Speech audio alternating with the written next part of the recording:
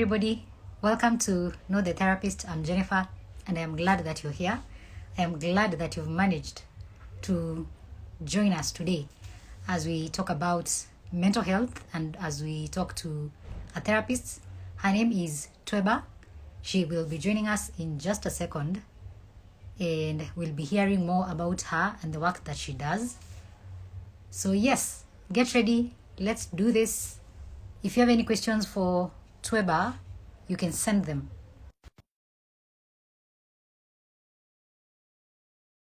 And we're going to have Tweba answer them. If you have any questions about mental health in general that you want both of us to comment on, then yes, let us know. Hello. Hi. Hi, Tweba. How are you? I'm very well, thank you. I don't know if you can hear me and see me clearly. Yes, I can. Hear me Oh, and see me? great. I can see you and I can hear you. And there's a little bit of a break in between your words. I hope it won't be an issue, but I can hear most of the words that you're talking about.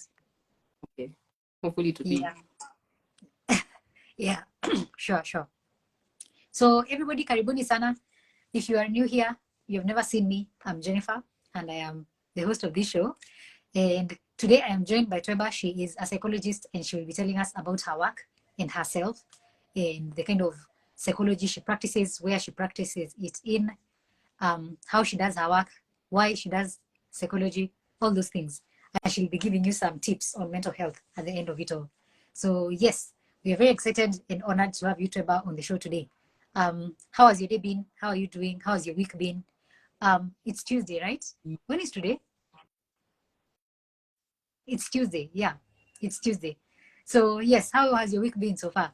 Well, so far been okay. I can't better than previous weeks I've had. Feeling a bit hopeful. Yeah. Today my day was a typical day. Talked to some. I was kind of like the things that I want to do for the rest of the week. So a pretty typical day for me, really. That's great to hear. Somebody has already started saying that, oh my gosh, Tweba, you are so cool. So we are happy that Augustas, you can recognize the coolness of Tweba. And we have Ukwazi in the show as well. So thank you, Ukwazi and Osta. And I think KAM, you're also part of the live, and Joroge. Thank you so much, guys, for coming through. Share this link with a bunch of friends so that they can join. So to get started with this live, so that I don't take too much of your time, Trevor, you can start by introducing yourself to the audience. Tell us a little bit about who you are, the kind of therapy that you do, how long you've been doing it, and yeah, all that stuff. Okay. So for those who haven't already heard, my name is Tweba Senoi. I'm a human, a content creator who also works as a therapist, also a creative. These are some of the things that I use to describe myself, apart from my work, because we are moving away from that thing of like, attaching our identity to our work. So, but yeah, like my friend said, that today I am the guest on the Know Thy Therapists, So yeah, what else? Oh, how I got into this, and I guess part of what I do, yeah, that's what you had asked. Okay, so as mentioned, I am a therapist, primarily work as a therapist, but I am trained as a psychologist. I have a BA in psychology, so the title is there technically. But yeah, I work primarily as a therapist. I am registered, so I am, doing my work legally. There's nothing fishy about what I do, unless maybe there is, but maybe not. I don't know. But yeah, so what I primarily do is that I work with survivors of childhood trauma to kind of like build a life that is theirs, if I could say it, like put it as a summary, to just help them build a life that is they can own. They can say that I am the one making the choices. It's not my trauma speaking, but it's me who is, speaking above any other influence that might be, going on in their lives. I also work with people who live with depression, anxiety, ADHD, as well as complex PTSD, but that's kind of under the realm of the childhood trauma. But that's basically, what my work entails. Apart from that, content creation, I mean, if any of the viewers have already seen my work, you've seen I make 2 videos here and there, mental health kidogo, sometimes just random things, sometimes just things that I'm seeing in my day-to-day life. So yeah, I think that's a nice summary of me now. Yeah. Yeah, sure. That's brilliant. With content creation, how did you become a content creator?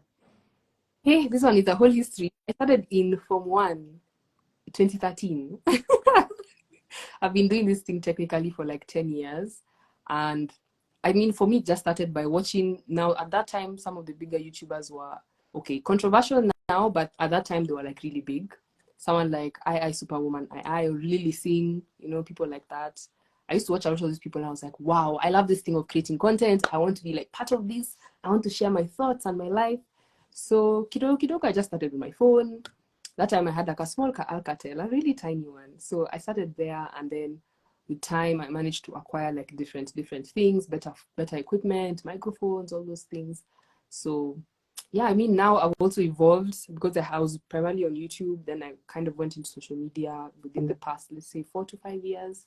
And I mean, here I am now kind of just doing what, is appropriate part of my life. So yeah, that's just basically how I started. Oh, that's interesting. 2013 is a long time. 10 years is a long time to be doing content. Did you achieve the goals you thought you wanted to achieve when when you see people creating content out there, you look at them and you're like, oh my gosh, I want to become a content creator like them. And then you have all these lofty goals that you want to achieve as a content creator. Is that the journey that you took, and how did you feel after if you achieved those goals? Did you ever achieve any of those goals that you had? My friend, none of those goals. Like now I just look at those goals and I'm like, why did I pick them? Like I would want to know, go back and like if I find out why I picked them. But also the thing is, I have not been putting as much effort as maybe I could. Let me not say should, but as I could into it. But see, now that that's where I'm at now, it's like I'm trying to change that, trying to be a bit more intentional, also showing up as myself. Because throughout my content creation journey, I've really struggled with, what persona do I give to the people versus what persona do I keep for myself. And it's like, there is a part of that that's true in content creation, but also, bottom line is just be yourself. So I've finally reached that point where I'm like, okay, can I just be Tweba?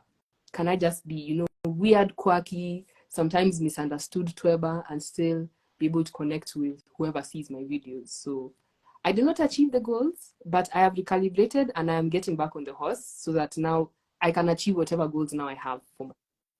But that is success. I think that is also a celebration. The fact that even if you didn't achieve those goals that you thought you wanted in the beginning, you learned enough to become somebody who now has new recalibrated goals, as you've mentioned. So I think that is also success, depending on how you look at it. But yeah, I think you should, looking at it from a different perspective, it is success to a degree. What influenced the move from YouTube to regular social media, the social platforms, Facebook, Instagram, whatever?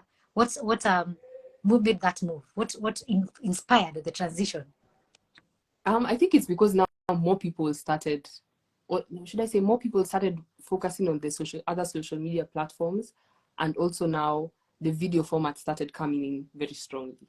Because I remember, like on Instagram, when I started making videos, and not even before Reels, just the videos that you have on post, I was like, I want to do something, even if it's something small that's unrelated to like maybe mental health. Because that time I wasn't even really that much into psychology. I was like, I just want to do something, see what people like, or put my art out there. And then now, of course, the era of TikTok came and I was like, I have to be on it. Because you know what? Let me tell you something funny that I realized the other day. So before TikTok, it was something like Musically or something like that. Yeah. So the other day, I don't know what I did. I was registering for a second account on TikTok and I decided, let me use I think it was my email address. So they tell me this email address is already logged in. So I go and log into that account. It was my Musically account that had made dream 2017 or 2016, and I'm like, this thing still existed. I was shocked. I was like, this, and you see, it had just transformed. It had just taken my account, ikaweka TikTok, and I was like, wow. But the video that was on there was cringe. It was so cringe. I was just like, what was I doing? Like I was trying to lip sync, and I'm like, oh my gosh. But anyway, so And now. yeah. And as they say, the internet never forgets. My goodness, it's a The bit. internet never forgets. Anybody go and check if there's an account somewhere that you made and you forgot, because there could be some things there that maybe people can see and you're like, oh my goodness, they can see it and you don't know. Imagine Aki Ujui. Yeah. But anyway, Yeah. so that's how I made the And it pop up. I think those accounts will always pop up when you least expect them. Maybe you have now gotten some fame, you've become famous, you're a big person, and then boop, something shows up and you're like, this was you. And then now they start canceling you for some reason. And the way the internet never just forgets. true. Wow, that is quite interesting. And as a content creator, what is life like as a content creator? We speak truth to that desire that most people have when they see content creators. They're like, oh my gosh, Aki guy, I want to become a content creator. Even me, I will stand in front of a camera and just TikTok. If we speak to content creators, to aspiring content creators about the reality of being an actual content creator and what goes into the background of creating content for the internet in this modern day and age.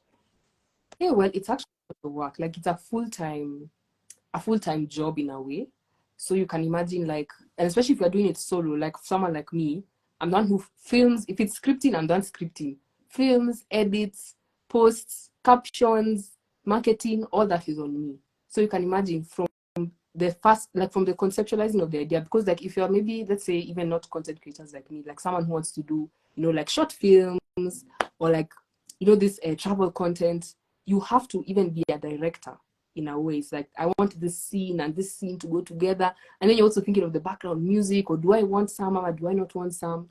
And then now you go into editing. It's like where you go to and film, you go into editing. What goes where? Like this clip might be better with this one, but then if you put it with this other one, kumbe it's not working, or like it might be disrupting to the viewer. So now you have to figure out all those things. And then now when it comes to posting, and maybe this is something that we don't talk about as much as content creators, but like the fear before you post is crazy. Oh my goodness, it is crazy. And maybe even you relate because you're also a content creator. You also relate from. I relate 100%. And my fear is even beyond, before even posting. Actually, during the posting and after the posting, sometimes I do not even want to listen to what I just created. I'm just like, no, shut that down. Let it go into the internet, and I choose to forget that I have ever created this specific piece of content. Do not associate me with it.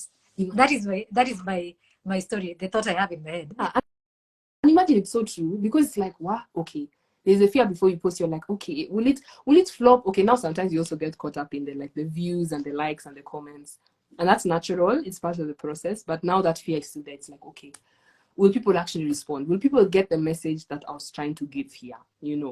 And then after you post, you're like, oh my goodness, the comments, you start getting notifications that Nani has commented, Nani liked your post. You're like, Kai, Aki siwache tu. Why are they commenting? Like, why are they commenting? Why is Instagram not shadow banning me now when I needed to do it? It's like, why are you showing people my work? Except me. I surely quite serious.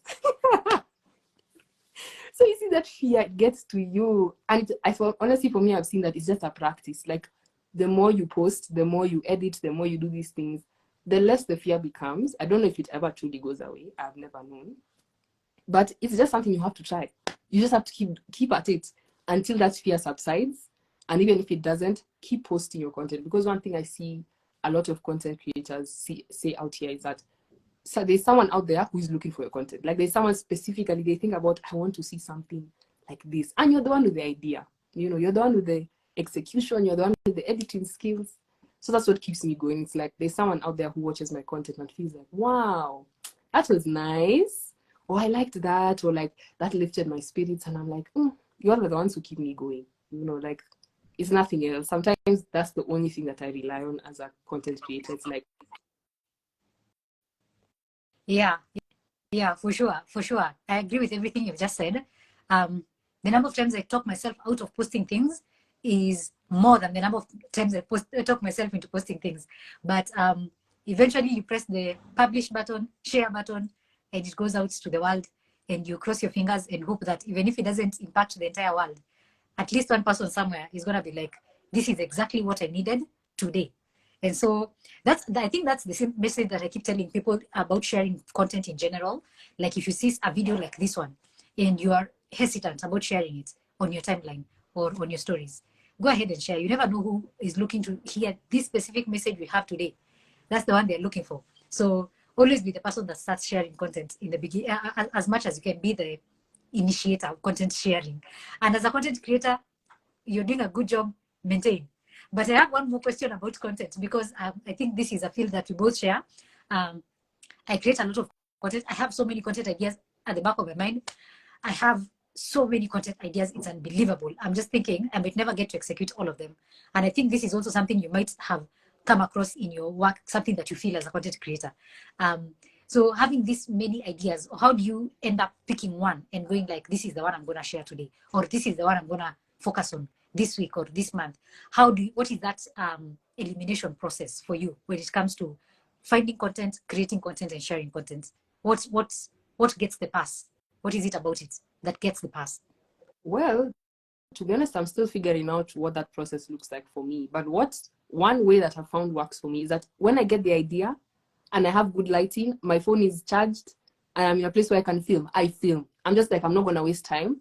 Because usually when the ideas hit me, and usually I'm just there thinking like about something that I've seen in my day-to-day life. And I'm like, man, I really have an opinion about this and I'd want to share it with people and see what also they say. I'm usually like, just like, share it now. Because if I don't, that's when the fear gets me. And just like you, I will have a list of ideas. Like on my phone, I have a note with like 29 ideas. And I have not touched even a single one. I have not touched even one. But imagine the other day, was it on Sunday? I don't know what I'd just finished doing something. And I was even dressed well. I had my earrings and everything. I was even looking good. I was like, you know what? Let me film at least 4 videos, different ideas. Talk about the things that have been on my mind recently. And then I'll keep them. In fact, I should post one after this, by the way, on that note. Now that we are on that topic, I should post one after this, because what am I waiting for? What am I waiting for? But I'm still figuring out also how to do, like, the way people do these batches of content, like for July now, you're focusing on something, like in June we had, is it Men's Mental Health Awareness Month? They do a lot of content cater to that. And I can see even other therapists doing that. And I'm like, wow. Imagine I would have been doing the same thing, but, I'm still figuring out how to plan myself and how to be consistent. I do struggle with that. Yeah, that consistency, and also pushing through the fear each and every time. For me, I'll be honest with you, fear really gets to me. And especially when I'm just stuck in my head and I get into this spiral, it can really get to me. So now I'm challenging myself. It's like, okay, feel the fear and then just do it. Imagine. Fanya tu. What's the worst that can happen? Like, what's the worst? People won't like your content. That has happened before and I survived. So I'm like, I'm pushing myself now. I have to do it. These ideas can't just be looking at me like this, like, Twebs, what's happening? They can't. Yeah, that is 100% true. And is it Augustus? Let me see what she's saying. August. Yes, August is saying it's meal prepping, but for content. So yes, I love that. Actually, I'm gonna put that on a sticky note somewhere. Meal prep, but for content. That is a mantra. Thank you for sharing that. That's a good one. I'm gonna use that sometime. Let me ask you about content, especially as a mental health professional, creating mental health content for Kenyans. Because I'm assuming your target audience is Kenyans, unless your target audience is global. I don't know who your target audience is, but yeah, basically creating content for mental health content as a therapist, not as not as just a random influencer or content creator of some sort. You have like a target. This is for mental health specifically. What are the unique challenges that people struggle with, especially psychologists, mental health professionals who want to start becoming content creators? And in your experience, what has been the most challenging thing about it, other than the fear of posting? I'm glad you said that, other than the fear, because I was going to say the fear. That's the number one. But beyond that, I think what they struggle with is also maybe feeling like, okay, people are not interested, or maybe they are maybe not in touch with people on the ground and the questions, because people have so many questions about mental health and like psychology and all those things. So sometimes that like maybe not enough information from their target audience, as well as maybe not knowing where to start. Because even when I started out like zeroing in on mental health content, okay, let me not call my first post boring, but I feel like it was boring. It was very technical. But then again, the information is still useful, and maybe I should do a remix of that one. But you see, it's like, nianze wapi? Should you just get right into it and be like, five tips for self-care, or should we get into it and be like, these are the top 5 mental health disorders in Kenya, you know? So I think it's knowing where to start and then getting the ball rolling with that. Yeah. Yeah, I agree with you. And I think also what you mentioned before, that idea of people are not interested because, first of all, there are so many mental health professionals, so many people who are creating content in the mental health space. So it can feel like you are starting at the bottom when everybody else has already figured it out. And you're there, you're trying to create videos about self-care, and there are 1,000 psychologists, mental health professionals on YouTube talking about self-care. And some of them are American and they have American accents. And you're there with your Kenyan accents. And you're like, guy, this cannot even be turned into a reel. I sound Kenyan. I sound Kenyan. So that can be a fear. That can be a fear because it's not something I've noticed that when you're consuming content on the internet, there's an infiltration of Western content. That is just an unexpected thing because these things often originate from the West, and the West has a lot of influence on Africa and Kenya. Specifically, we consume a lot of Western content. So even when we are following people on social media, we tend to follow so many Western people. And so you can get the voice in your head when you listen to content eventually starts sounding very Western. And so when a person who is not Western enough, who does not have that Western accent, by Western I'm meaning American, British, Australian, like it's basically not an African or a Kenyan accent, because I know there's no African accents, but you can start losing your taste for localized content from people who sound like you, because the content you're used to listening to is content that is being spoken out by people who have very different accents from you. And then I think to some degree it can start to feel like if the content does not come packaged in that Western box with a ribbon on it and the accents, it doesn't feel powerful enough or impactful enough or knowledgeable enough.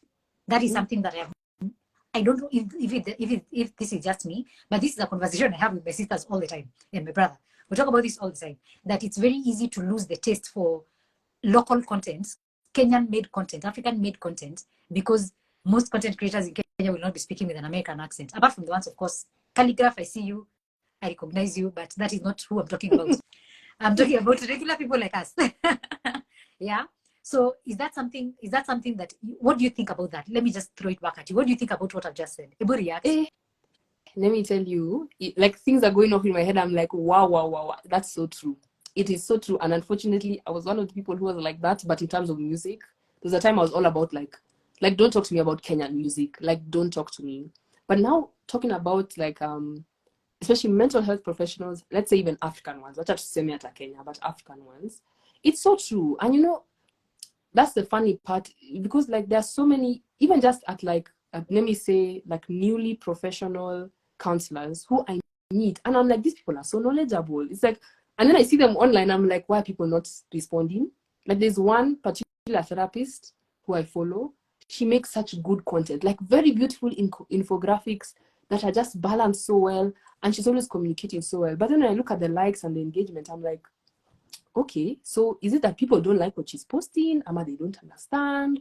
Or maybe she just not found the people who'd like to engage with content. But it's such an interesting like phenomenon, because like, what do we have as African like therapists and professionals online that, you know, what don't we have that they have now, like the Western professionals? Because tumesoma the same degrees, to be honest. Like bottom line, if you go and check, sisi wote tumesoma to psychology, clinical counseling, but it's the same psychology. But actually, you've challenged me a lot with that thought, because like that's also a thought that I had the other day. Because at some point I did feel like maybe my content was too global.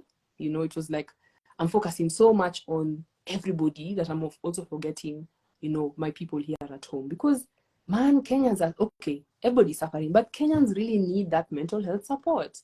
And if I'm here, I mean, this is where I've grown up, this is where I've lived, this is my home. You know, my work needs to be, I'm reaching a point where I'm realizing that I want my work to be directed towards my people, if I could say that. Because also the psychological landscape in Africa, there is so much work we can do, there's so much impact we can have.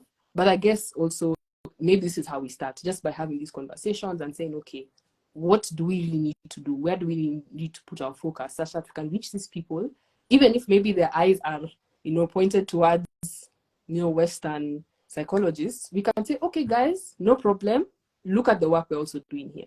This is what we have to offer you.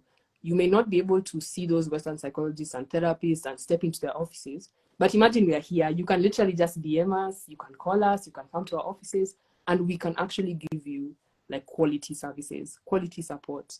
So it's a challenging thought because like kazi kwetu, but also maybe more exploration. It's like, what's really happening?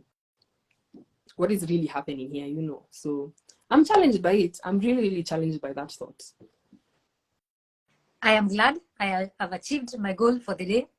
Challenge somebody. Rah! I want my goal star now. But on a serious note, I once sat in a room where there's this lecturer from the University of Nairobi called Professor Ndete, and he was talking about how we need, as mental health professionals in Kenya, in Africa, we need to turn our eyes inward and think about which homegrown solutions we can make use of to help our people, as you've said. Because yes, we have studied the same degrees as Westerners. If anything, we have studied their books. Remember, we have studied Kina Freud and their relatives and their friends Ukomaju. I don't remember ever hearing about a Kenyan African psychologist who is a founding father, founding mother. Is a founding mother a thing? I don't know if a founding mother is a thing, but I don't think it should be a thing. But I don't think I've had it. But yeah, we basically read books from the West. Or most of the texts that we read in school, and psychologists will tell you this, most of the texts we'll read in school will often be originating from the West. It will be curriculum developed in Kenya, but the books you're supposed to read, the coursework is very Western focused. And so you find that it's very easy to start applying things that do not work in our context just because they work in the West. So if you are in Kenya, in the village, and you do not have the word for depression, then you feel challenged on how to diagnose it because the only depression you know is the one in the DSM. But there's no DSM in Kikuyu or Kikamba or Masai. The DSM is in English. And so translating that to local dialects, realizing that as Africans, we have always had, mental health is not a foreign concept in Africa. It is not a Western concept. We have had mental health issues from way back. We just have different names for them. And that is okay. That does not mean that our mental health issues are less or our health issues are invalid. And again, that's why I think it's very important for mental health professionals, especially Kenyan ones, to speak with their voices. Do not feel the pressure to speak with an American accent so that your work is seen to be valid enough. Like you can speak with your Kenyan accent. I know Kenyan accent is not a thing, but you sound like a Kenyan. And even if you have like a Kenyan accent that is tainted with your mother tongue, that is totally okay. First of all, as a person who is completely obsessed with languages and accents, I completely adore accents. I want people to speak with their accents. I want people to hear you and be like, this sounds like a person, like my neighbor. This sounds like somebody from my homestead. This is somebody I can hear because I have had this voice before. I have had this accent before. It's not foreign. And so if they're speaking about things that are important, I don't have to think that they are less valid just because they're not spoken with an American accent, so that you don't put like hierarchies on the way things are said. So if you're a content creator, mental health professional content creator, and you're feeling that if you create your content with your mother tongue tainted accent, it's not going to be valid enough because it cannot be turned into a catchy 15-second reel or TikTok. I am here to tell you that that is a voice in your head that is lying to you. Your content is good enough the way it is. Your accent is perfect. Don't worry too much about it. Even those guys, the Westerners, are speaking with their accents. Only that their accents are so many, like the accents are in so much content, we have become desensitized to their accents. We no longer hear them as foreign accents. We hear them as like the regular thing. So Pia, everybody who's listening today, I urge you to follow content creators who are Kenyans, follow content creators who speak Swahili, who speak Sheng, content creators who speak with their mother tongues, content creators who speak with their Kenyan accent that has a mother tongue, a tainted accent in there. Do not shy away from following Kenyan content creators. Hear that voice so that you don't always think that because it's Kenyan, it's lesser. Just because it's African, it's lesser value. I promise you, we are talking about the same things those white people are talking about. The Westerners are talking about. It just sounds different. I feel like I've spoken a lot and I've preached a lot. Tweba, do you want to comment on that, by the way? Because some of what you've talked about is also something that I've been exploring recently, is neocolonialism and its link to African mental health. Which, by the way, let me tell you, that is a Pandora's box that needs to be opened. We just need to start opening it slowly. Because, like the other day I thought about it. Think of Kenya, When did we gain independence? Literally, is it 60 years ago now? Yeah, exactly. You see. And it's yani, we are such a young country in relation to that. There are still a lot of people right now who are alive, who lived through the colonial period, who are born into it, grew up in it as children, as teenagers, as young adults, and they're still alive today. Let's talk about that as the first generation. The second generation is maybe what we can call maybe our parents, like at least for my age. For most of us, but it could be our parents, our older aunties and uncles around there. And then now we come to millennials and Gen Zs. We are only 4 or 5 generations into independence. And when we look at the effects of colonialism, what did those people come and do to us? Some of the things that you are describing, telling us that our accents are bad, our accents are lesser than, our skin is just, dirty, we are below par, and they are the standard. And you see, that's why I'm totally agreeing with what you're saying, because let's also question that and that belief, because really, are we really below standard? Are we really? We are just human beings who are living this same time, who are struggling with similar things. So many of us are stressed by how the economy is going. In fact, there's someone who's not stressed, good for them. But majority of people are stressed out. As we are stressed out financially, we're also trying to find our way in this world as human beings, as spiritual beings. We're trying to make sense of it all. And of course, we'll be stressed. Of course, we'll be anxious. Of course, we'll be experiencing what we would call the symptoms of depression. But see now, the way we look at ourselves as Black people, as Africans, is like we can't, like this phrase that people say, depression ni ya wazungu. Let me tell you, that phrase makes me mad, because I'm like, that is, what do you call it? It's like you're being mean, that thing of like attacking yourself. You are what's that thing called? You are denying your own experience because you have been taught that you are less than a human being. You are not a human being who can. Depression is for human beings, and since white people are the human beings, you people are less. You can't be experiencing depression, And for me now, it really brings into light that story of where are we, and what are the things that we've come to believe as Africans, and now even Black people all over the world, Black people, brown people, Asian people, like all people of color. It's like, what do we believe about our dignity as human beings, our experiences? Why have we carried this belief that our experiences are less than? Can we change that? Can we start to look at it as like, no, my experience as an African, even if it's like a poor African, or that poor African, my depression is valid. My feelings are valid. My experience with anxiety is valid. I know even if I may not be able to easily access services, what I'm feeling is valid. But anyway, I can go on a whole rant about this, because I absolutely love it. Yes, these are the conversations we need to start having about it. It's like, can we appreciate what we bring to the table as Africans? We're such a beautiful continent, and then with beautiful people all over, with beautiful accents, beautiful ways of understanding life, beautiful ways of expression.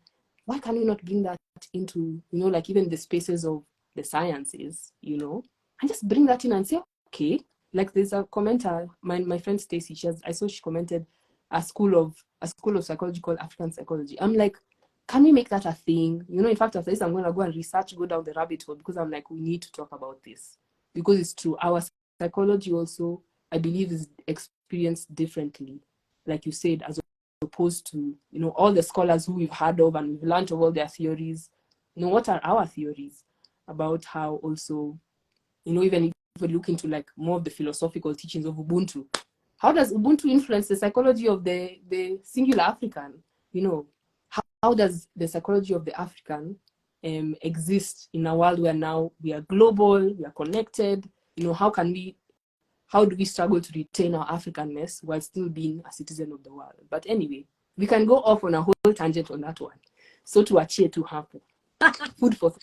Thank you. Thank you so much for commenting on that. You've brought out so many wonderful points that I would want to explore at some point.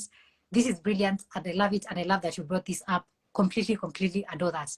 Let me read a few comments from the guys in the audience. Yes, Atieno Anyango has said that there's a school of psychology called, oops, seems like Tweba was disconnected for a second. She'll be back.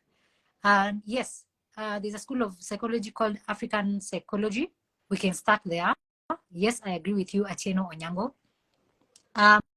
Savannah Mental Space, you are saying that actually we had this guy who had been brought to our mindfulness techniques talk that had been organized by a certain group. He was from France.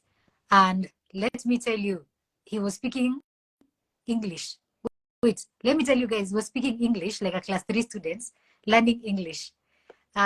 So it's that thing about accents, and there's nothing wrong with anybody speaking with their mother tongue, tainting their English. I don't think there's an issue with that. So yes, I agree with everything you guys are speaking about in the chats. As we wait for Tweba to join the live again, I think she's been disconnected. Let's continue sending comments in the chat.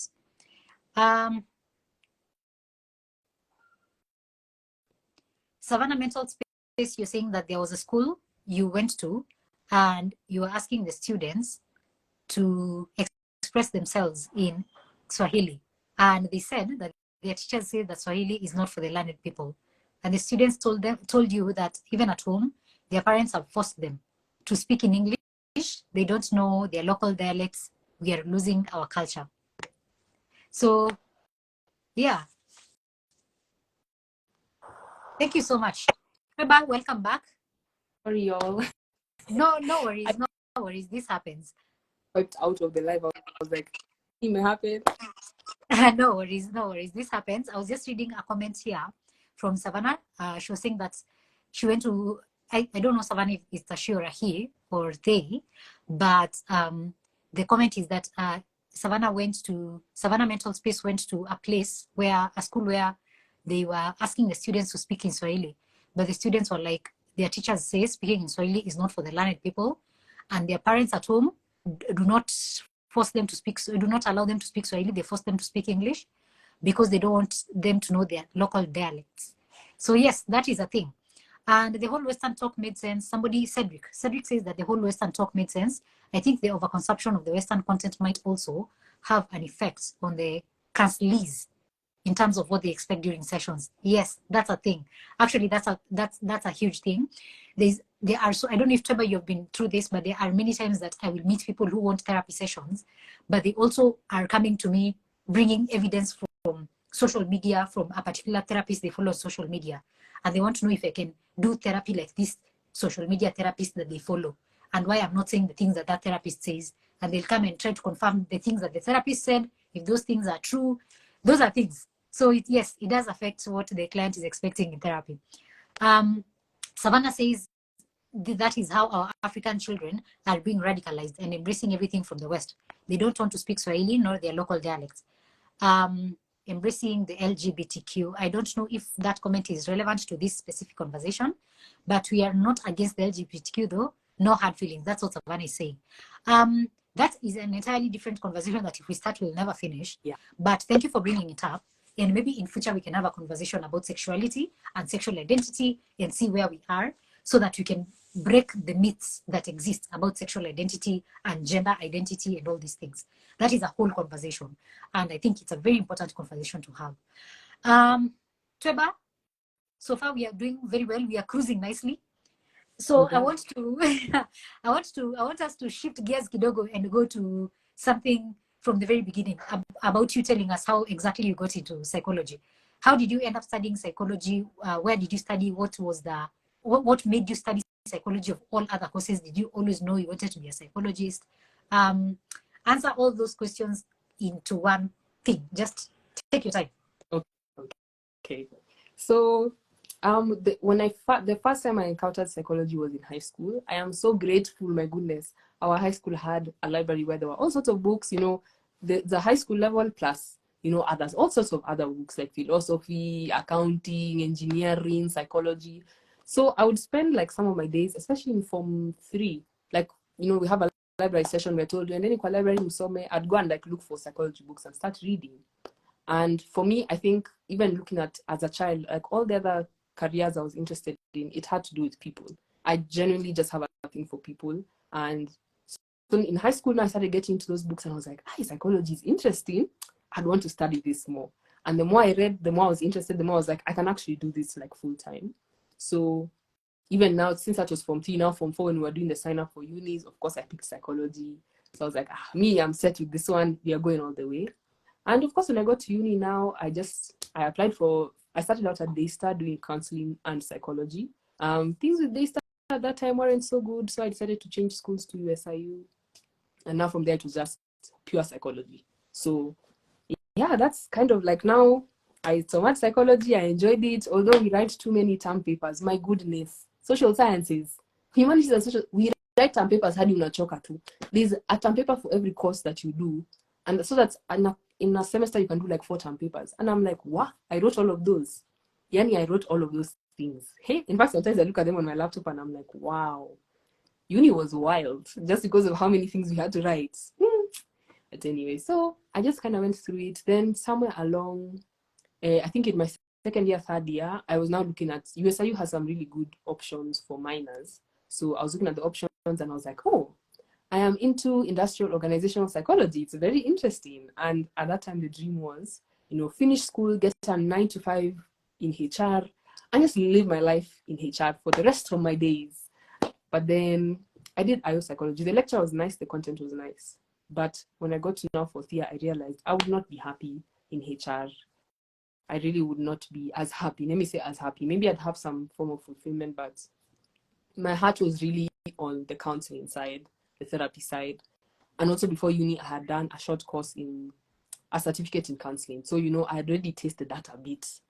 So now 4th year comes along, we are finishing my internship, my Nini. So in my internship, it was a counseling internship.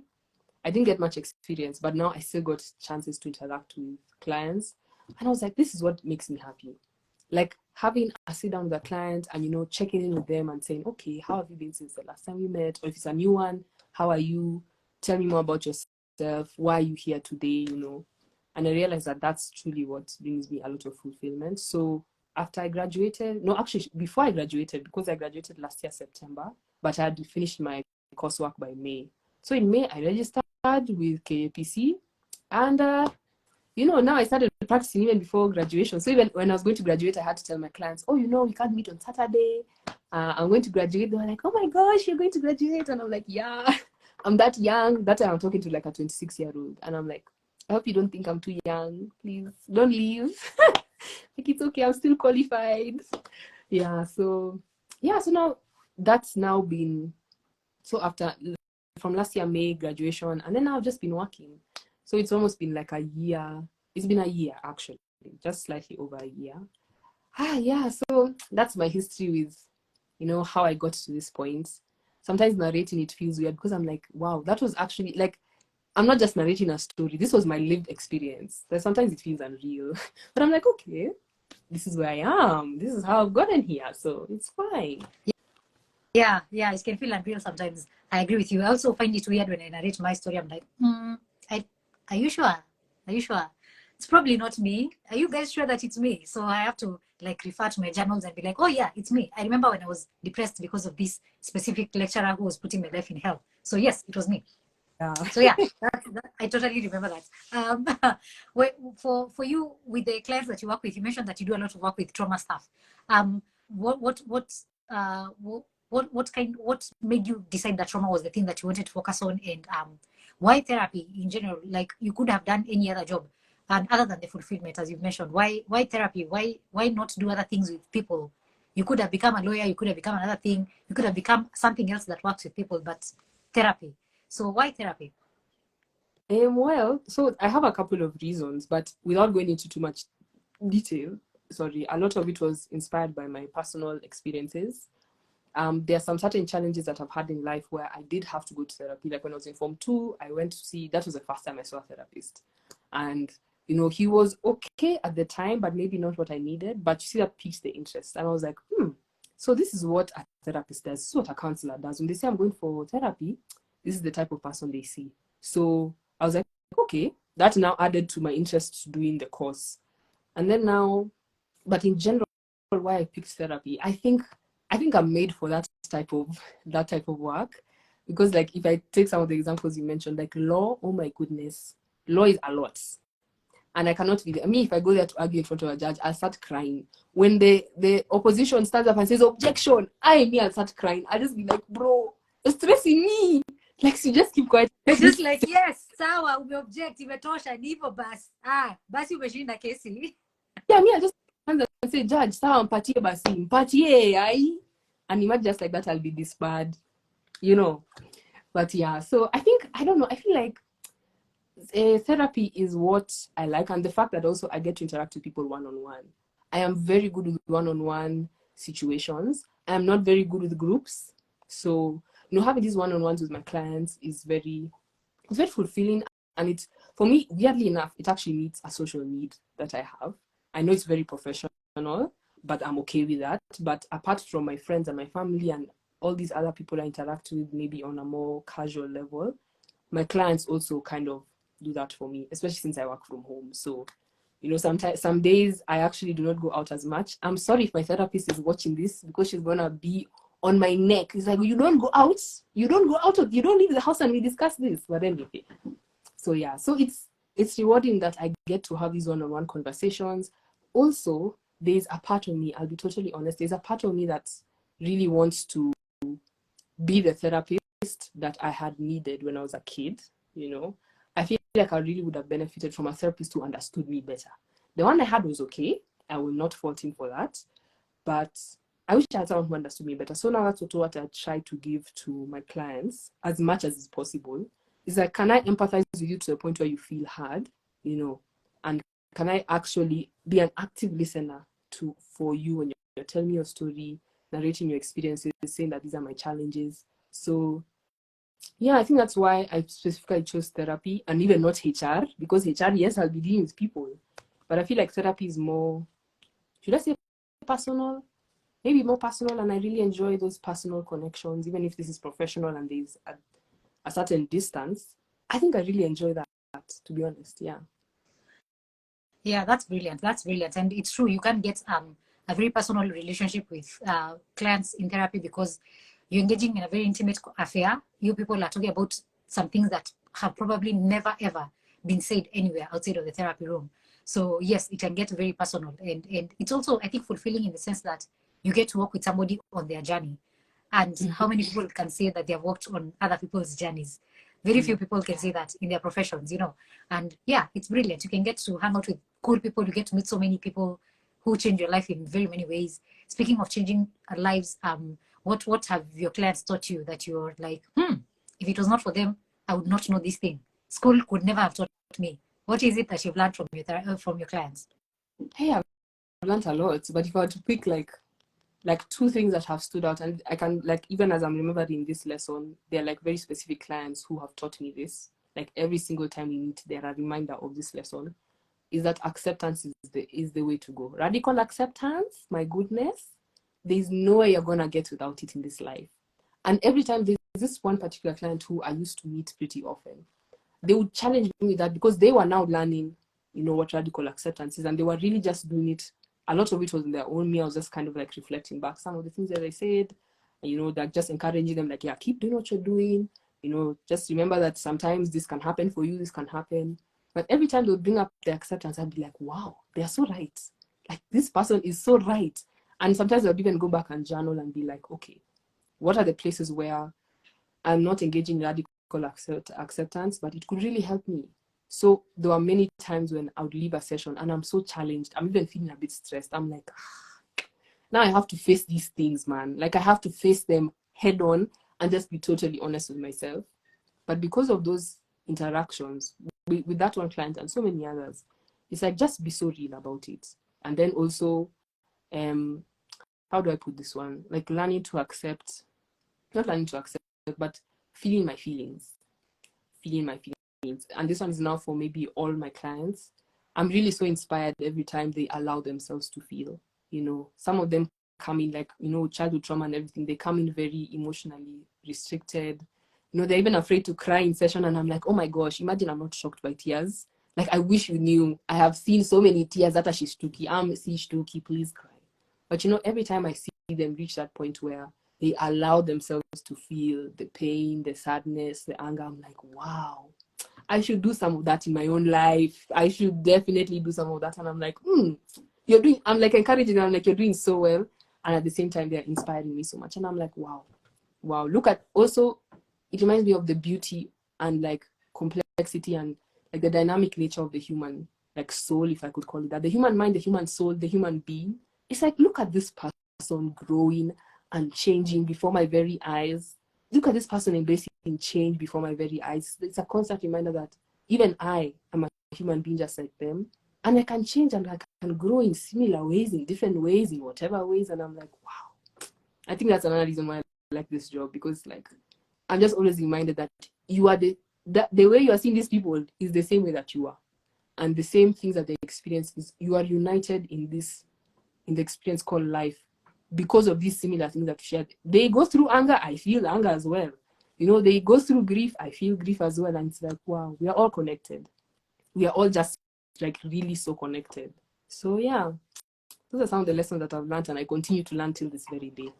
Yeah, those are brilliant, and they're very powerful, impactful things, because as therapists, I think it's very easy for us to rationalize, to deny our feelings, to rationalize our behavior, to not take care of ourselves because we are like, I have to do the work, I have to be there for the people, and you know, to find ways to pretend that we do not get hurt, we do not experience painful things, we do not have struggles in our families, to pretend that we have everything figured out. It's very easy to find ourselves in those places because we know all the tools. We know what we can use to pretend that we are doing well. We know all the tools we can use to work till we are burnt out, you know. So I like that, even as you say that your clients are teaching you these things, it's also you seeing yourself having to do those things for yourself. For those who might be wondering, radical acceptance is one of the biggest things out there that I think everybody should learn.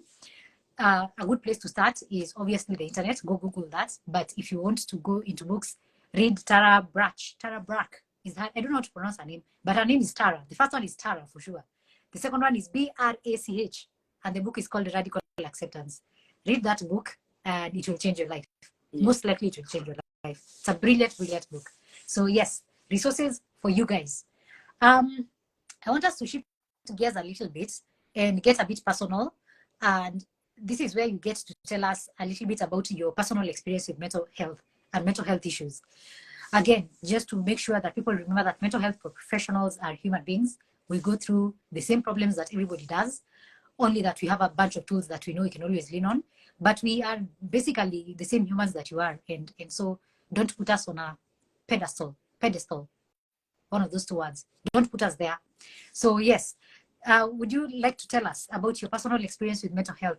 What have you gone through? How did you go through it? Who helped you get through it? What exactly was it? Yeah, all that good stuff. The more details, the better. We love details here. You all want the tea. It's okay, I'll give you the tea because my name is Tweba and I have the tea. So I'll give it. So I think the first time maybe I experienced, let me start with depression, because depression has been a friend for a while, for almost those 10 years. The same as content creation. But I remember in form 2, I experienced depression properly for the first time. And it's the depression of nakosa usingizi, sikuli, at some point, because I had seen a classmate and a friend do it. I was even cutting, but that one was more like, I was playing a game, I was like, let me see if I can do it and I can endure the pain. But also sometimes when I'd get really overwhelmed, I'd actually just do it to help relieve the stress or the pain. I don't know what it was for me, but to feel some pain. So self-harming was also included in there. And I remember I struggled with it for a while, for most of 2014. It was really bad. And at that time it was because of like a couple of things, but mostly around, the relationships I had with people. I was really stressed out. And actually now, in August 2014 is now when I first saw that counselor. And, it was very hard. And now I understand what it's like for a depressed client to be in session. like your therapist is trying to ask you all these questions, like, oh, do you want to talk about it? Oh, you know what happened? How did you feel? But what's going on in your head is like, I feel so bad. Like, I feel so down. I feel so helpless. I feel so hopeless. There's nothing that I can do. Like, talking to this person won't even help me. So that was the first time. I thank God that, you know, towards end of 2014, 2015, I got out of it. I think there's something that changed in my life. I can't really disclose it, but something changed and I got better. And I was like, yay, at least the depression has lessened. And I remember there was actually a change in my spirit, if I could say that, on a spiritual level. There was actually a weight that was lifted off of me. So that was the first encounter.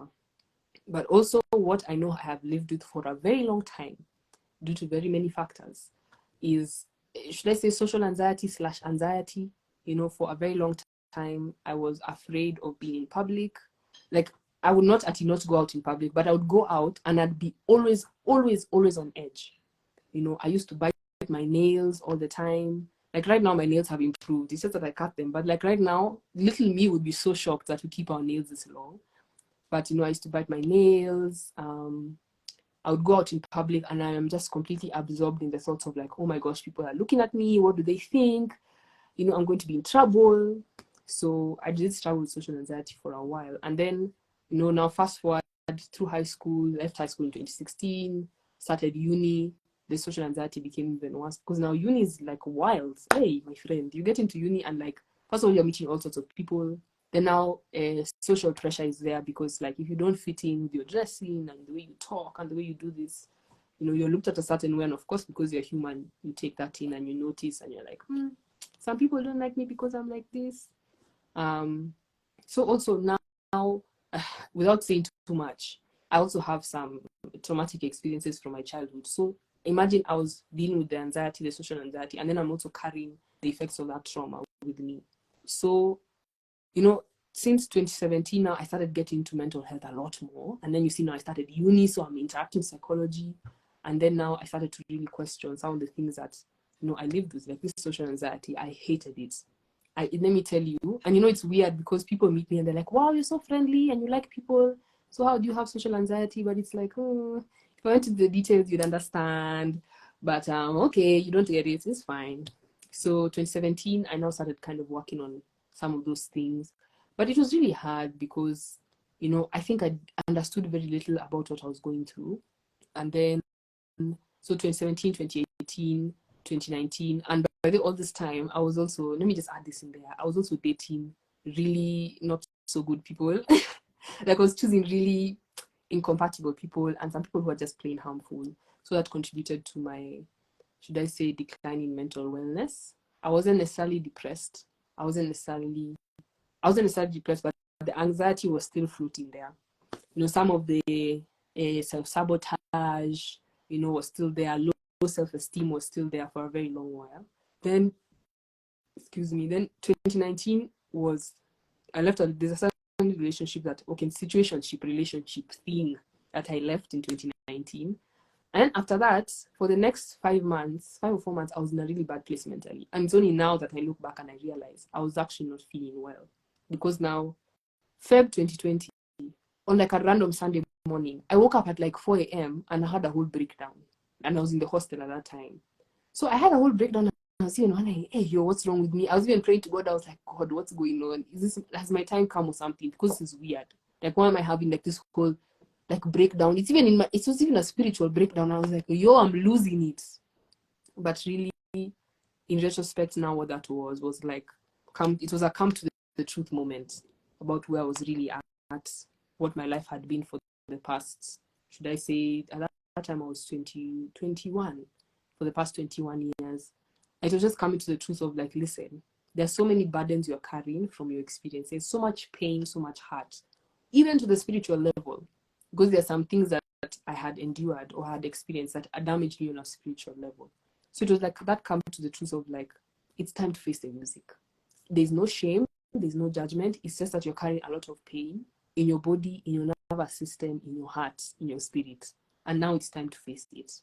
So after that breakdown, now I kind of started like a new era of my healing journey. So now all the stuff that I had read in the past, like that time it was like the past 3 years, now I revisited with the knowledge that, okay, now I'm facing the music, I'm being totally honest about what's going on.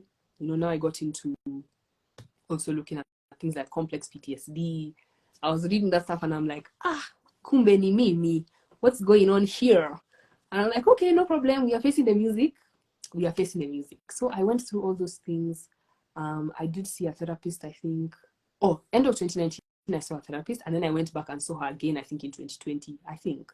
Yeah. And she was a really good one. She really understood, what was happening with me. I think because of where she specializes. So, at least now I even had a bit more tools than where I was before. So even through that breakdown, and now 2020, 2021, 2022, it's been very different. I think that breakdown changed everything for me, because now it put me on this path where now I've interacted with, like the radical acceptance that like we've talked about. Now that's also where I got the influence for why I want to do trauma therapy for people. It's like, look at how tough, I used to say, look at how tough it's been for me to reach this point. Because I didn't go to therapy like very often as let me say my clients do. But look at how tough it was for me, even just doing it on my own.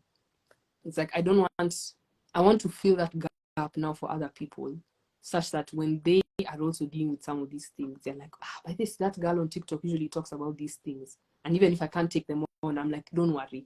I know so many other therapists who also do this work, and imagine I'd recommend you a good one, So it's really inspired me to kind of like now do that for people, as well as also now go deeper with myself. Because let me tell you, if you were to compare 2019 Tweba and 2023 Tweba, two different people, two very different. I've really gone deep, and honestly, I thank God every day, because even those wounds that I had, like at my spirit level, imagine those things have more or less healed. And I won't say it's only through my efforts. Of course, for me, because I'm a Christian, I honestly believe that God helped me through that. But also because I allowed myself to go to that pain and to address it. And then also to rely on people who I could trust at that time and still even now, to hold me while I was there, to kind of like offer a shoulder to cry on. And, also not giving up on myself, because every time I think about my healing, I'm thinking about that little Tweba who was so confused with all this pain. Like, she didn't know where to take it. She didn't really have anyone she could talk to. And I'm like, man, I have to do this for her. I look at her and I'm like, I have to do this for her. I cannot let her stay with that pain. I know that pain is also mine because she's within me, but I can't let her stay with that pain. She deserves so much more. Like, I see, like, one thing that people always tell me is that my eyes have a twinkle in them. And I recognize that in myself, and I'm like, I had lost my twinkle because of all that pain. And I'm like, man, I'm going to fight for that twinkle to come back. And I'm going to make sure it turns into a big fire. It's not only just going to be a twinkle, but it's going to be like a huge fire that is, that's life-giving, not only to me, but the people around me. And you see now that's even what now my healing journey has become with my mental wellness, is that I want to now be able to share the goodness and the fruit of my healing with the people around me. Like, I want people to meet me and be like, wow, oh my gosh, you're so da, da, da, da. And I'd be like, yeah, man, I'm so glad I could share that with you, and I could inspire you maybe to pursue that for yourself. So that's what it's been like. Right now, I'm just like figuring out other now deeper things, dealing with some things of grief here and there, more understanding, applying more of that radical acceptance, especially towards my feelings. Sometimes I fight my feelings like crazy, but last Tuesday I had a session and my therapist reminded me, your feelings are not the problem. There's the root of the problem, then your feelings are just your feelings. Why not just listen to what they say? So yeah, that's where I'm at, Aki, imagine. Thank you so much for sharing your personal experience, because first of all, it's very beautifully told, and also the place you are right now, as you said, is a place that is much more healed than the person that you are in the last couple of years, as you've mentioned. And yeah, I think that is also already inspirational to somebody who's listening and they're going through something difficult. I think most of the times we struggle with speaking about our experiences, thinking that we are at the back of our heads, we're like, why bother? It might not even help anybody. But I keep saying that speak about your experience, not necessarily to help somebody, but just so that even if they don't get helped, at least your humanity, you presenting your humanity, will be something helpful to them. They will know that even if I have not gotten anything from your story, you sharing your story has made me feel connected to another human being. And that is as important as the story. So your story is very powerful. Thank you for sharing it. Thank you for sharing it openly with us. All your internet relatives, we appreciate that you have welcomed us into your life. That is not something small. So I really appreciate that you've been able to talk about it. And also thank you for the lessons that you've learned and shared with us about how you've dealt with it. And we are happy. I am happy that you are in this place where you are experiencing so much healthy and wealthy growth, if I may call it. That is just beautiful and brilliant, and I am happy that you're happy. That makes me super happy, so happy. And of course, yes, we are basking at the fire that you're lighting. You've spoken about lighting a fire. We are definitely basking at your fire.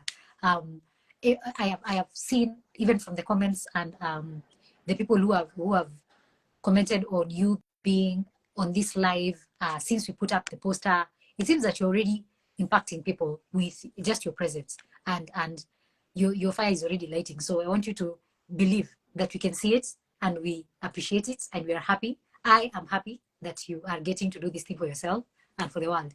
You matter to the world. You're very important. So shklia. Going to make me that. You're going to make me cry on live. I can feel the tears. Oh my goodness. But no, thank you. I appreciate that. And actually, even you see the way you've said that sharing your story is important also just to connect with others. That's actually something that I've struggled with for a while. It's like, how much of my story should I share? Because I want to share it, but sometimes it feels like I'm being a bit, or let me say, there's a voice in my head that tells me you are just being self-centered and conceited. You think people care. But I don't know. I really want to explore that. And, let me tell you, I'm so glad I'm here today because you're challenging me with so many things you're saying. And I'm like, immediately after this, I'm going to write all these things down. Like, I need to go and meditate on this and put a plan of action. Because, like, why not just share our stories? Like, even if it's not about, oh, these are the lessons I've learned in the past 5 years. It's more like, I'm a human, you're a human. Maybe you can relate. But let me just share my story and also, find community wherever it might be. So, wow, thank you. Thank you for the kind words and also for the challenge. It's a double-edged sword. I love that. Double-edged. I love that. Now you can imagine what my clients get.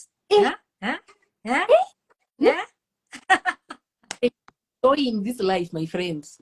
I love to see it. Yes, high challenge, high motivation. That is how we work over here. So I'm glad. I'm glad that you're loving this. Lulu Shani says, "I love this so much. I'm assuming this is your story, and by this you mean this conversation, and this you mean Tweba especially, because she says hugs, Twebs. So we are happy that you're happy." Thanks, Louise. Okay, brilliant. So tell me about your self-care routine. I love hearing about people's self-care routines because I'm curious. I'm always looking to add new things to my self-care routine. And I'm sure somebody is listening and they're like, where?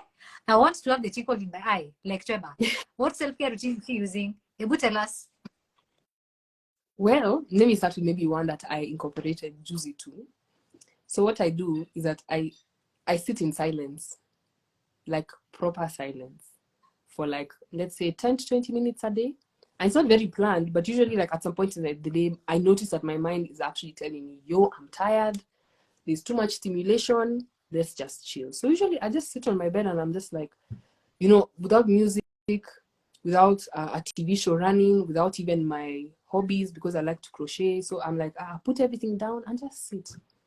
And I sit and I just kind of like allow my mind to flow where it's flowing. Just kind of do its own thing. Or sometimes what I do is, if maybe I'm stressed as well as overwhelmed, what I do is try to visualize my favorite scenes. Scenes that I've seen in movies or I've seen in real life. I try to like visualize them and say, wow. Or if it's like my favorite memory, I pull that up and I go through it and I'm like, that day was nice. That day was good. I went here and I did this. I'm like, wow. And I try to access those feelings to kind of like, produce that happy feeling within me. And then I come back to reality and I'm like, okay, now I'm ready to go. So that's one thing that I do like pretty often these days. What else? Also, and cliche, but also underrated, I make sure that I go to sleep at least every night as often as I can before 12:30, and I sleep until 8:15. So I always get at least 8 hours of rest. Almost, in fact, these days I've been very consistent. By the way, I'm even shocked at myself. I'm like, wait, imagine I sleep for 8 hours. And you see, at the same time, as I'm getting those 8 hours, I'm still able to do my work. I still get up in time to see clients. I still, in the evening, I still have time to like wind down, scroll on Pinterest a bit to look for some ideas.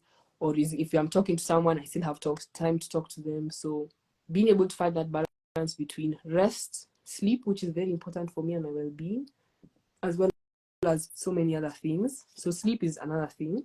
Another thing that I've also been very keen on in the past 6 months is that I take myself out every once in a while for like the simplest thing.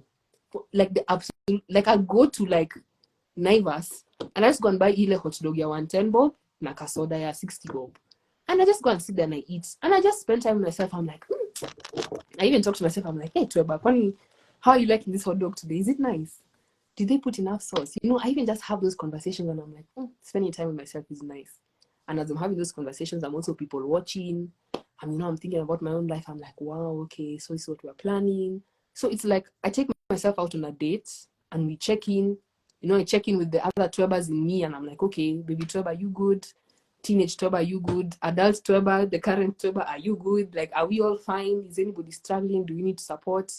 And I just take my time to enjoy that, being out of the house, eating some good food. If I have time, I go window shopping. I'm like, let me go and look at nice things. Nifurahishe macho too, So yeah, taking myself out on dates has been fun. And just that thing of experiencing things solo without giving myself the pressure to have a friend or have a partner or have someone there. It's like, just experience it and see what it's like. And I've enjoyed myself, my goodness. Yeah, I've enjoyed myself hadi nashanga. I'm like, this is what I was missing out on. Nimeshangaa sana. So yeah, apart from that, also I've become very intentional with how I eat. I miss mtu wa kupenda mboga. I'm Masai and meat is just my thing. Like I love nyama. I could eat nyama 24/7. But I took some time to like check in my body and say, okay, I love this food. It tastes nice. But how is my stomach doing? How is my digestive tract managing all this? All this with lots of protein, lots of nyama, but very little like mbogas and roughage. And I was like, what, I need to change. So these days, I intentionally, when I'm serving food, I'm like, okay, carbohydrates, protein. Even the proteins now, I minimize it a bit. And then I say, okay, mboga iko wapi? In fact, my mom is so proud of me. She's like, yes, my child, you should be eating these mbogas. Whenever she makes and she's like, my child, take. I'm like, yes, I'm taking. So now I'm very intentional and I try to be very present even as I'm making those food choices, such that I'm not just putting nyama on my plate just because I like nyama and I like to eat nyama, so now I come up. It's like I like meat. But I'm also conscious of like, okay, if I eat too much, it will mess with my digestion. I might be very uncomfortable maybe when I go to sleep tonight, so I won't get enough sleep. And you see now it affects everything. So I'm like, okay, put your carbohydrates, put some protein, and then wake up, like put enough and enjoy your meal. See how it tastes. Also now it's now that has led me to also experimenting which mbogas do I like more than the others. How can I make one boga differently as opposed to another one? Kama ni skuma, neza fry aje ikuwe different kama last time. So yeah, also exploring just like what options are available there for me, because I can tend to be very rigid. So now it's allowing myself to have that flexibility. Explore. Just have fun exploring. If you don't like something, you will know. And then you put it aside. But try it once. Just try it once and see. You might like it. Like the other day, I started eating nduma, like, is it 3 years ago? After not liking it my whole life. And right now I'm obsessed with nduma. If you bring me nice nduma, I'll enjoy. So yeah, I hope that answers the question of the self-care. For me, that's what self-care is about. Like meeting the basic needs and also being very intentional about the things that are actually improving my life. Yeah. I think that's brilliant. You're also the first person who has ever mentioned about experimenting with skooma. So as a self-care routine. So more power to you. You're doing well. You're a first. So that is brilliant. That is brilliant. I think it's true. Most people, when they hear self-care, there's always this fear that you're not doing self-care right if you're not spending on luxury and going on a cruise. I think a cruise is really nice. If you have the finances, please go. Invite me. Invite Tweba as well. But you're doing self-care well if you are meeting your basic needs, if you are taking care of your emotional health, if you are being intentional with the things that you eat, because your body needs the correct fuel for it to work. So yes, and there's a lot. Your mental health is also affected a lot by the things that you eat. So most people don't know this, but a lot of what happens in your gut affects a lot of what happens in your brain. So your moods, your mental health can be affected highly by the stuff that you eat. Be careful about that. Watch out for that. I am not a nutritionist, but I have read research about people being very careful about the things they eat. So don't just eat any kind of thing just because it's available. It's okay for you to say no. It's okay for you to taste kidogo and be like, I just want to taste because maybe taste buds kuzikumbusha, but don't indulge on things you know are not really good for your health. So yeah, think about it that way. Thank you, Tweba, for bringing that up. I think it's very important. Yeah, brilliant, awesome, fantastic. So we are coming very close to the end of this session. And before we do so, I want you to give us a few secrets. I come across, I just like you, I run a lot of my work on social media. Not just social media, but online. I do a lot of work online. I spend a lot of my time on the internet, looking for things, creating things, sharing content. And so as a therapist who also sees clients sometimes virtually, I get other therapists to ask, how can I become a person who's doing therapy online? How can I become an online therapist like Tweba? Because that's what it says on your bio. So what tools do you use to make your work easier as an online therapist? What resources do you have for a therapist who wants to start online therapy or who wants to incorporate online therapy into their kawaida offering? What resources would you recommend that they try out? Some softwares, some applications, some processes. Yeah, what do you have for people who want to do online work? Okay, so I may not have a lot in terms of the resources, but I will say the things that I have tried and have worked for me. So of course you might need, should I say, an appointment setting system. The one that I use is Setmore. It has some issues, some things that are not very favorable, but for what I do, which is pretty basic, it's okay. At least my clients can, access the different services I have, pick a date and time, and be set on it. But I have heard of Calendly, and then also so recently Google was trying something. So generally what I'd say is like, before you launch into the online space, maybe have like a trial run where people can, or like with your friends, not necessarily clients, but with friends, where they can just input a session and see how it works. The experimentation helps a lot so that you can understand even from your end, what does it look like. What other resources can I recommend? I think finding a good video meet service, the one that works for you. Of course, there's Zoom, there's Google Meets. Some people use WhatsApp video, but knowing which one which one works best for you, because some people can pay for Zoom. If you can pay for Zoom, good for you. No problem. I feel like they are maybe on the more secure end when it comes to like how many people can access a session and access to a session. So maybe that's the best option. But Google Meet is also okay. For me, I just say try different ones. Maybe have like two top options that you want to try, and then try them out. Also consider how you're going to have your intake form and your consent form online. Now that one gave me a lot of trouble because for a long time I used Jotform, which is a pretty okay website, until it started giving me issues, and I was like, even the mobile app, because I want to be able to see the forms on my phone, it was difficult. So I had to resort to others, but really look around and also talk to other therapists. Like if you're a therapist and you're not sure, please just DM any of these therapists you see online and just ask them, could you please help me out with this? I'm sure more often than not, they'll be able to help you, or they'll be willing to help you. But yeah, I don't know if there's anything else maybe I can recommend. Or maybe increasing your presence online, like especially now with content creation. Create as much content as it feels natural for you, and especially content that speaks to the heart of your work or you as a therapist, as a person. Because at the end of the day, yes, we are mental health professionals. We will talk about mental well-being, some of the things that come in the way, and the things that it entails. But people are also connecting with the human, just like you had said earlier. People are connecting with the human. and they need to be able to feel that I can talk to this person. This person's a therapist. I can approach them. Because like for me, there are certain people who approach me, and it's just because they watched a video of mine, and I'm just like even wondering which video was that you felt, you felt it was so comfortable and you could actually approach me. I don't want to know. So if you are building an online presence, just keep posting, keep making engaging content as much as it's within your power. But it's also something you can learn, So, but just give it a shot. Also, I say just give it a shot. There's so many people out here who I know who do physical sessions as well as virtual, and they're doing pretty well. I mean, my own therapist does that, and she's doing pretty well. So, yeah, I say give it a shot. It's worth it. In this virtual day and age, utapata international clients hadi ushangae, and you're like, wow, someone from Thailand or Dubai or America, So, and sometimes even Africans, but who live in the diaspora. So, it's worth a shot. For me, I'd say it's worth a shot for you. Yeah, that's true. My piece of advice on top of everything you've said: invest in a tripod, invest in good Wi-Fi. You cannot be having network challenges when you have clients for therapy. Find the internet that works best in your area, wherever you live or wherever you work from. If it's an office or wherever, the area code.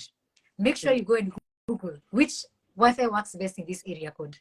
There are so many options. I think right now you can get, I don't want to advertise for them because they are not sponsoring the video, but the internet providers. So look at the one that serves you best. The one that's, because Bay will be covered in your costs. You can factor Bay for the Wi-Fi in your costs. But the most annoying thing on the planet is being in therapy with a client and your internet keeps disconnecting. Because if your business entirely is built on the internet, then you can't be struggling with internet connections. Of course, there are exceptions. Kuna siku stima itapotea, and there's nothing you can do because you don't have an alternative to KPLC. Unless you live in an apartment with generator. Congratulations, you're doing well in this government. But ordinarily, most people will not be able to. Everybody will understand when steamers imepotea. That is understandable. And sometimes, yes, the Wi-Fi will be down, the internet will be down, but those days should not be as many as the days. It should not be more than the days that the internet works. So, your internet disconnects more often than it works. You need to change your internet if you're an online therapist. So, internet issues, please find the best service provider you can. The best thing you can ever do for yourself is having good internet, having devices that work, and have a tripod to set your phone on. But when you're holding your phone and you're going to hurt your shoulder eventually because you're just spending there an entire 6 hours with clients and the entire time you're just like this. That doesn't work. Get a tripod, my friends. It's kidogo money and very affordable. Again, this is an investment, and it's an investment in your online business. So yes, brilliant. You've mentioned that you've been to therapy, and you've been to therapy with several therapists. I think 3 so far that you've mentioned. The one that has worked best for you, what is it that they have done, or what is it about them that makes them such a good therapist? And what have you learned from them that you usually apply to your work to make your clients feel comfortable, to feel that you're accessible? Like, what is it about your therapy that you've borrowed from your therapy sessions that you apply to your work because your therapist is such a brilliant human that you've interacted with? Well, they are very brilliant. But I think so far the one who I have now, who I'm seeing now, is maybe the best that I've had so far. But I also acknowledge that it's because I'm more open now. I recognize that with my previous therapist, I was pretty closed. I was like, you have to listen to me and do what I want. But this time I'm a bit more like, okay, understand that your therapist might say something you don't like. And actually, maybe that's also part of why I really prefer the one I'm with now, is that she always tells me, even like really difficult things in a very gentle way, but she will not hide the truth from me. And I appreciate that, my goodness. And that has also inspired me to do the same with my clients. I don't have to be mean about the truth. I don't have to be tactless. I don't have to be like very direct. And this is something even my supervisor told me. You have to be gentle. You have to be gentle. Otherwise, you can scare someone off even from going to therapy altogether. So that's one thing I'm learning. It's like presenting the truth with a lot of tact, a lot of gentleness, and also knowing when to do it. That's something I've also learned from my therapist.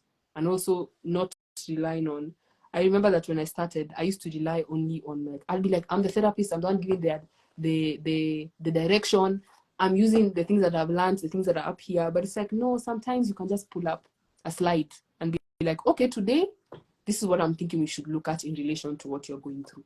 And I'm like, you can use props and not struggle. Like, you don't have to struggle at remembering which theories do you want. It's like, no, it's okay. Pull up one of the diagrams that relates to what the client is going through and is actually relevant. So I'm like, Kweli, it's a whole learning process. Everywhere I turn, I'm just learning something new. So I think that's what I'm learning from at least my current therapist. Like, you don't need to struggle. If you need some handouts, diagrams, that the ones that are accurate and not accurate, but like relevant to what's going on, use them, pull them up and share them with the clients. There's no beef. And also be gentle with the truth, even if a client needs to hear it. Even if it's a must, they have to hear it today, be gentle with it. Don't go in guns blazing, because you might actually cause harm there. And it's like, maybe I have done that in the past and I'm like, oh, God forgive me. But anyway, so it's like, just be gentle about it. Remember, this is a human being who would also want to be handled in a gentle way. Yeah, that's what I've learned. In fact, now that I verbalize it, I'm like, wow, I think I've learned a lot. Yeah, that is awesome. That is really good. And I like what you've said about the truth. It's very, you'll hear many people be like, no, I'm not being mean. I'm just being honest. I am a firm believer that you can be honest and kind at the same time. Those two things are not mutually exclusive. I am a firm believer that you can be honest. You can tell people the truth that they need to hear, but you can tell them with so much kindness that they are willing to experiment with that truth. They are willing to explore the limits of that truth. They are willing to go into that scary place that is the truth and sit with it. And even if they are overwhelmed, they know how to deal with it. And this is not even just in therapy, but even in relationship, ordinarily, with family, with friends, with your colleagues, with the people you come in contact with. You don't have to be mean for your truth to be true. Like, meanness does not make your truth truer. It just makes your truth painful. It just makes your truth hurtful. Because I could have known the truth without being treated like less, or being treated like I'm not smart enough. You're trying to make me think that, how do I not know this already? Like, you can be kind enough and truthful at the same time. And I swear, when it's delivered with kindness, it is more impactful, because people do not feel the need to hide. They don't feel the need to defend themselves. They don't feel the need to act like they already know this. They are very receptive to whatever you're bringing up. So truth, but with kindness. Yeah. That is the mantra. On top of the other mantra, which was meal prepping for content. Yes, that's the second mantra. Awesome. Yeah. Awesome. So this has been so fantastic. I am so happy we have gotten to talk about this today. Somebody is listening today and probably they do not have the opportunity. They don't have the resources to go and get access to therapy. They don't have the time, but they are willing to start experimenting with taking care of their mental health kidogo kidogo. What resources would you highly recommend that they check out for their mental health toolkit? Well, I'm glad that you asked, because I do have one, especially one app that is saving even my life as a therapist, as a person. Let me just say as a person. The app is called How We Feel, and it's really just about that. So what it does, it uses should I call it a matrix of four groups of feelings or / emotions. So on the x-axis, the top is high energy, low energy on the bottom.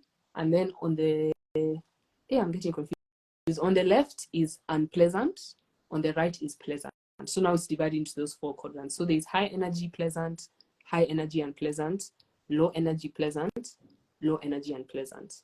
And what this app helps you do is that it helps you track your emotions. It has a reminder. I think you can set whatever time you want. It checks in with you and says, how are you feeling today? You go finya the plus and you go and pick whatever emotion is at the forefront for you. So even sometimes when you don't understand what you're feeling, sometimes you can just, scroll through some of them or just look around. It's very cute, by the way. It's done very well.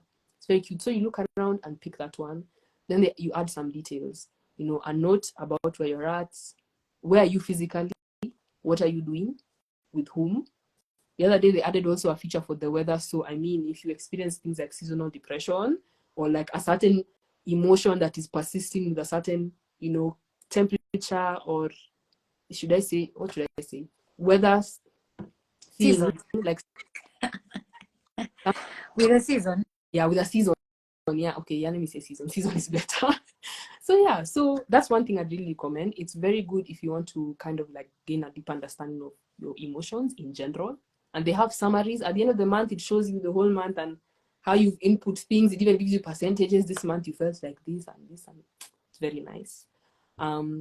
Also, this one might be a bit tricky, but I'd recommend for people to follow, let me say, maybe like 3 therapists online who have content that you feel like you relate to and you like them. Do not overwhelm yourself with following like 1,000 therapists, because you cannot also be coming on social media when you want to unwind and then you're coming there and someone is telling you your childhood trauma is causing this. No, please, you need a break. But just follow like maybe 3 or 4 therapists who you like, who you feel their content speaks to you, just for the sake of like being aware, you know, paying attention to how you're doing. And yeah, what else? Also, okay, I'm really just a music person. So I'd say if you have your favorite playlists, keep those things on hand all the time, my friend. Keep your music playlists close to you. When you're having a stressful day and you feel like umefikiwa hapa, take a 5-minute break, go and listen to 2 of your favorite songs. Just 2, only 2. And be in the moment with those songs. Do some breathing exercises and see how that works for you. Have your playlists like this.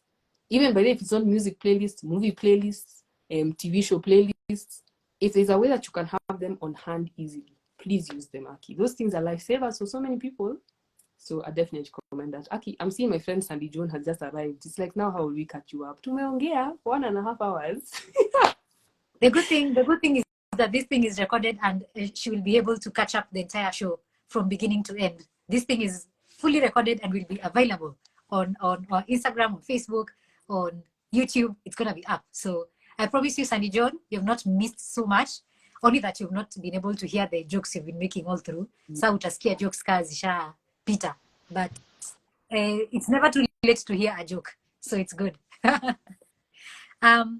Thank you. I don't know if you are you done with the recommendations of resources? Anything else you would like to add, or that's brilliant? Okay, that's great. Cool.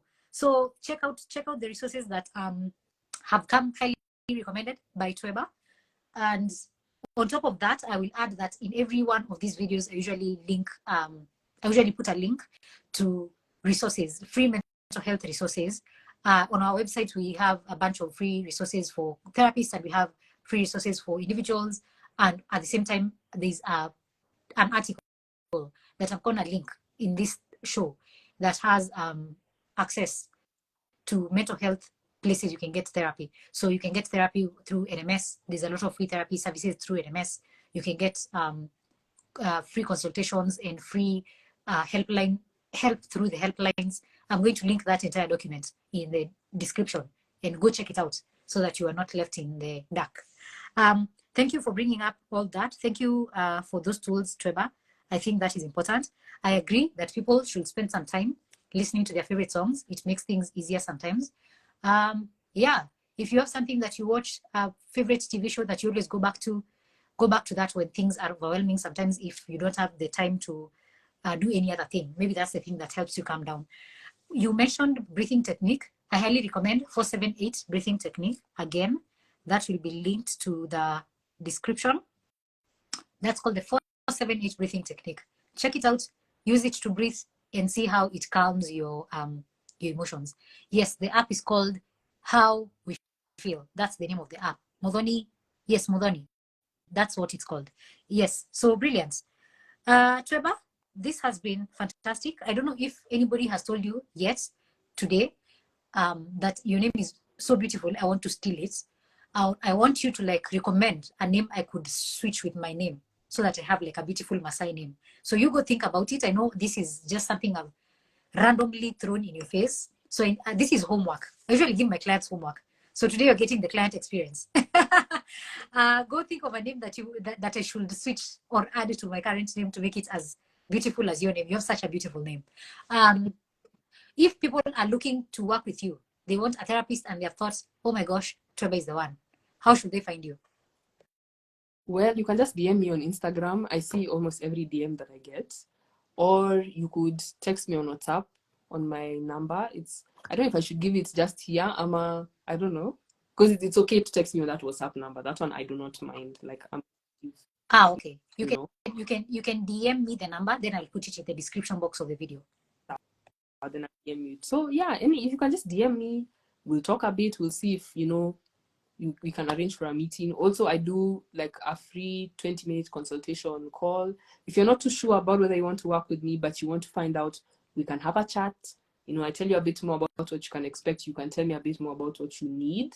And then, if you want to work with me, we can go ahead. If you feel like someone else is a better fit, I can also help connect you with that someone else who could be a better fit. So, I'm reachable. That's awesome. Thank you so much for opening your DMs to the public. And we are going to be putting that phone number in the description box, as I said, so that everybody has access. Thank you so much, everybody. Atieno Onyango says, I really enjoyed listening in. Great conversation, everyone.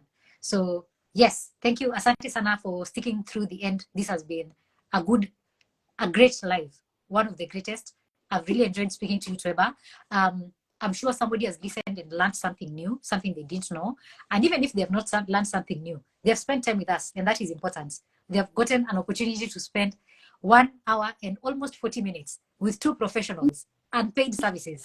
So that is, yeah, that is something. Even if you have not learned something new, at least you've gotten to see us interact and see us outside of the therapy room, and you've gotten to have a feel of who we are as individuals, of who we are as humans outside of therapy. And I hope that has given you an opportunity to feel that you can connect with us if you're looking for mental health resources. One last thing before we end, I want to share for therapists who might be listening in, or for people who have therapist friends who Sandy Jones says, imagine 1.5 hours of free therapy. Yes, exactly. So yes, for people who are therapists, for people who have friends who are therapists and they are looking to gift them a book, I highly recommend that you get your friends this book. This is my book. I wrote it a bunch of months ago, a bunch of moons ago. So check it out. It's your ni pesa ngapi? Oh yeah, it's my book. You didn't know? Let me tell you, I saw someone recommend and I was like, hey, where can I find this book, Bana? Let me tell you, this meeting was divine timing.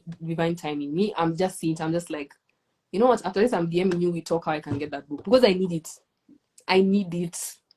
Hey, I'm so glad. Yeah, I met the author herself. Wow, this is good. Hey, you will get a signed copy for Sweet Talking Me. Thank you. Everybody who's listening, just notice that I have just made money. Hivyo tu tukicheza, hivyo tu nimemake pesa leo. Today my M-Pesa will tetema. I am happy. You can get a copy within Nairobi or within Kenya. If you DM me, I'm going to find a way to deliver it to you. The delivery fee is separate from the price. The book costs 1,000 bob. The price is just 1,000 bob, and then you will pay for delivery fee wherever you are. So kama uko Laikipia and you want it delivered to Laikipia, I'll put it for you in sijui matatu za Laikipia zinaitwaje, but I will find them in town and I will put it in there and send it to you. So that's the thing. The book is 1,000 bob, available. If you're in Kenya, I can get it to you hard copy. If you want to buy directly from Amazon, go ahead and get it from Amazon. It is available there as well. You can, if you import stuff, you can import directly from Amazon. Buy it for yourself if you're a therapist. Buy it for a friend who is a therapist.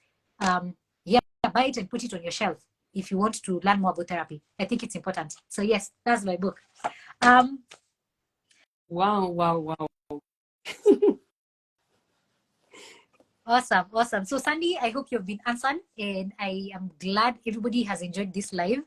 Tweba, I don't know if you have any final words for the population, if you want to say something to the people who you serve most. So people who have gone through childhood trauma and you want to help them. Anybody who's listening who is within the population you serve most, what do you want to tell them as a final remark, something you wish they know more of, something that you want them to keep at the back of their mind? This is your opportunity to go all out and speak to your people. Hey, hi, my people. Well, what I'd love to say is that, specifically to those people who have experienced childhood trauma, which by the way is more people than we think, is that you are not alone.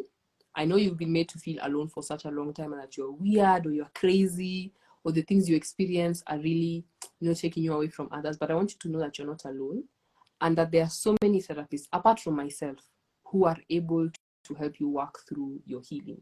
The healing is available to you. You may have to put in some work. I won't lie. It's a bit of work. But imagine it's something you can do. There are so many people who have done it, and they have come from really difficult places. So it's something that you can do. If you'd like, you can reach out to me after this, or any other therapist who you are in connection with outside even of the two of us.